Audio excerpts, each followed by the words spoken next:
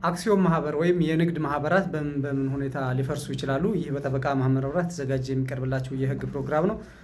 በዛሬው ፕሮግራም የንግድ ማህበራት ወይም አክሲዮን ማህበር ፒኤልሲ እንዲሁም ሌሎች ማህበራት በምን ሁኔታ ሊፈርሱ እንደሚችሉ ገልጽላችኋለሁ። እንግዲህ የንግድ ህጋችን በአንቀጽ 181 ላይ ጠቅላላ የንግድ ማህበራት ሰባቱም ማለት ነው በጠቅላላ በምን ሁኔታ ሊፈርሱ ይችላሉ የሚለውን ደንግጎ ይገኛል። እንግዲህ የእያንዳንዱ የመፍረሻ ነጥብ አንዳንድ ልዩነቶች ቢኖሩም በጠቅላላው ግን ጠቅለል ሲል ወደ 6 እና 7 የሚደርሱ ማፍረሻ ምክንያቶች ተደንገው ይገኛሉ። የመጀመሪያው በድንጋጌው ንዑስ ቁጥር 1 ላይ የንግድ ማህበሩ የተቋቋመበት ዓላማ ሲፈጸም ወይም ለመፈጸም ሳይችል ሲቀር፣ ሁለተኛ የማህበሩ አባላት እንዲቀጥል ካልተስማሙ በስተቀር የማህበሩ የቆይታ ጊዜ ሲጠናቀቅ፣ ይህ ማለት ነው ማህበሩ ሲቋቋም የቆይታ ጊዜ ያለው ከሆነ ይህ የቆይታ ጊዜ ሲደርስ ይፈርሳል ማለት ነው።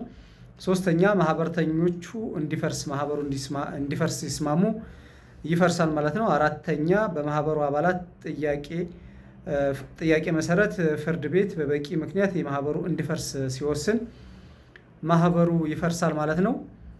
አራተኛ የማህበሩ መክሰር በፍርድ ቤት ሲወሰን፣ አምስተኛ ማለት ነው የማህበሩ መክሰር በፍርድ ቤት ከስሯል ተብሎ ማህበሩ ሲወሰን ወይም የማህበሩ መክሰር በፍርድ ቤት ሲወሰን ማህበሩ ይፈርሳል ማለት ነው።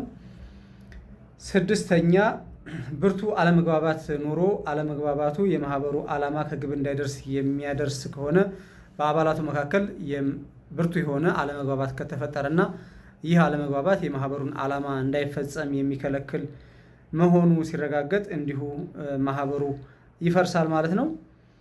ሰባተኛ የማህበሩ አባላት ከማህበሩ እንዲወጡ ለፍርድ ቤት ቅሬታ አቅርበው ወይም ከማህበሩ እንዲወጡ ሲወሰን በቀሪ አባላት የማህበሩን ዓላማ ማሳካት የማይቻል ከሆነ እንዲሁ የማህበሩ ይፈርሳል ማለት ነው። ማህበሩ የሚፈርስበት አጋጣሚ ይኖራል ማለት ነው። የማህበሩ አባላት አንድ ወይም ሁለት ሊወጡ ይችላሉ። እነዚህ አባላት ሲወጡ በተለያየ ምክንያት በቀሪዎቹ አባሎች ወይም ማህበሩ ውስጥ ባልወጡ አባሎች የማህበሩ ዓላማ የማይሳካ ከሆነ እንዲሁ ማህበሩ ይፈርሳል ማለት ነው። ስለዚህ እነዚህ 7 የሚደርሱ ሁኔታዎች ሲከሰቱ ማህበሩ ይፈርሳል ማለት ነው። ማህበራት የሚፈርሱበት ሁኔታ ይፈጠራል ማለት ነው።